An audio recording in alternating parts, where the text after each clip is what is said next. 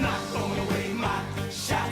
I am not throwing away my shot. Hey yo, I'm just like my country. I'm young, scrappy, and hungry, and I'm not throwing away my shot. When Lin-Manuel Miranda sings about the drive of the young, scrappy, and hungry immigrant, he's not singing about just any immigrant. I am the A-L-E-X-A-N-D-E-R. We are meant to be a colony that runs independently. Meanwhile, Britain keeps on us endlessly. He's singing about the man on the $10 bill, Alexander Hamilton, the revolutionary, visionary, and youngest of the founding fathers. This is a guy who, on the strength of his writing, pulled himself from poverty into the revolution that helped create our nation and caught beef with every other founding father. I mean, there's great drama, there's a great love story, there's incredible political intrigue. Corruption's such an old song that we can sing along in harmony, and nowhere is it stronger than in Albany. There's colonies, economies. In other words, a life made for the stage. Practice the law, practically perfected it. I've seen injustice in the world and I've corrected it. Hamilton, written by and starring Miranda, is a smash off-Broadway at New York's Public Theater and is heading to Broadway this summer. Talk less. What? Smile more. Don't let them know what you're against or what you're for. It's Hamilton's life and death at the hand of Vice President Aaron Burr, put to music that's as energetic as the man and the times he lived through. We take it as a given that hip-hop music is the music of the revolution. Take the bullets out your gun. The bullets out your gun. We move undercover and we move as one. Through the night we have one shot to live another day. We cannot let a stray gunshot give us away. Hamilton's unlikely journey to the stage began 6 years ago when Miranda, on vacation, picked up a 700-page Hamilton biography.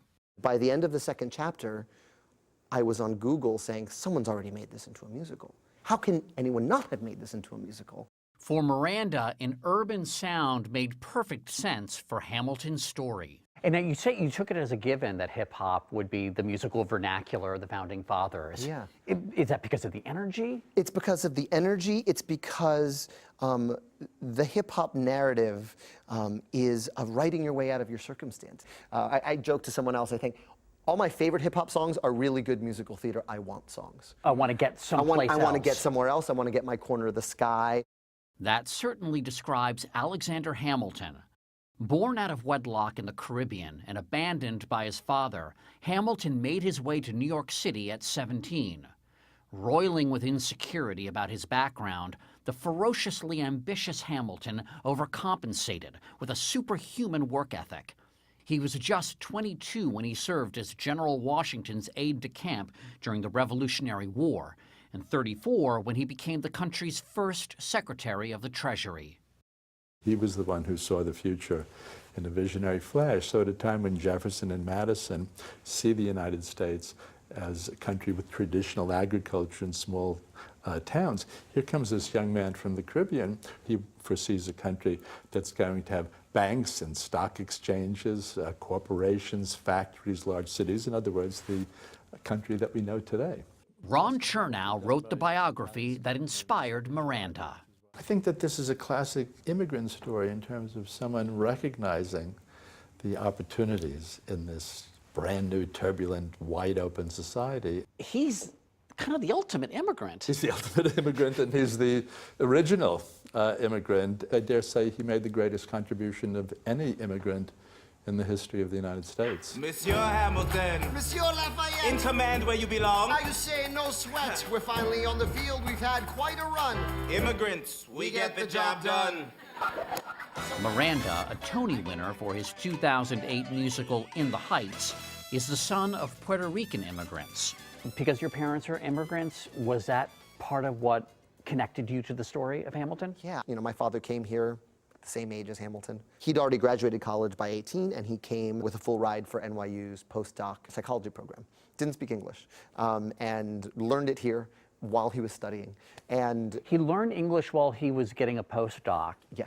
That's ambition. That's ambition. drive. That's ambition. I can't begin to aspire to that level of ambition. And writing this story has helped me understand him. Ladies and gentlemen, you could have been anywhere in the world, but you're here with us today in New York City. Are you ready for a cabinet meeting? Huh? If the cast of Hamilton doesn't sound like we imagined the founders sounding, well, it doesn't look like them either. This is the story of America then, told by America now. It looks like America now. Philippa Sue plays Hamilton's wife, Eliza Schuyler. Eliza's sister, Angelica, is played by Renee Elise Goldsberry. My father, I told him that I was doing this, and he was like, who are you playing? And I said, Angelica Schuyler. And then a couple days later, he was like, well, how are you playing Angelica Schuyler? Did a little research, and I'm a little confused. In the show, the Schuyler sisters sound an awful lot like the R&B group Destiny's Child. We hold these truths to be self-evident, that all men are created equal. And when I meet Thomas Jefferson, I'ma compel him to include women in the sequel. Work! Oceans rise.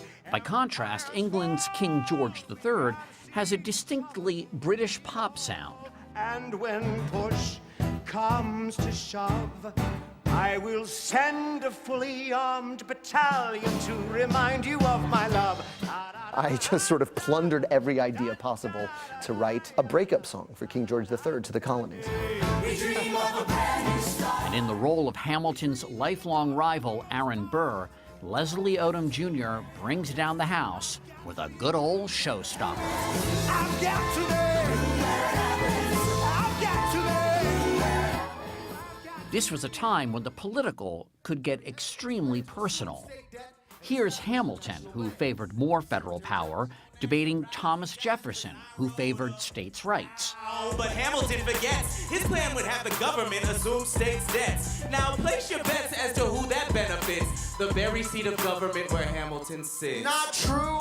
The rap battles are, I think the country should be like this, you think the country should be like that, and if you win, our country goes to ruin. So the stakes are here. If we assume the debts the union gets, a new line of credit, a financial diuretic, how do you not get it? If we're aggressive and competitive, the union gets a boost. You'd rather give it a sedative? So it's incredible verbal dexterity that we get to employ. So it makes perfect sense that Hamilton and Jefferson are arguing about the role of the federal government in the form of a rap smackdown. 60 seconds for Jefferson, 60 seconds for Hamilton. Cabinet response determines the winner. The view from here must have been spectacular. You would have seen both. Miranda wrote some of the musical at the Morris Jamel Mansion in Upper Manhattan, where George Washington's first cabinet met. So you would just sit here and write? Yeah, I would sit here and write. And I'd bring in my computer, I'd bring in my keyboard, and I'd doodle around. Aaron Burr once lived here too.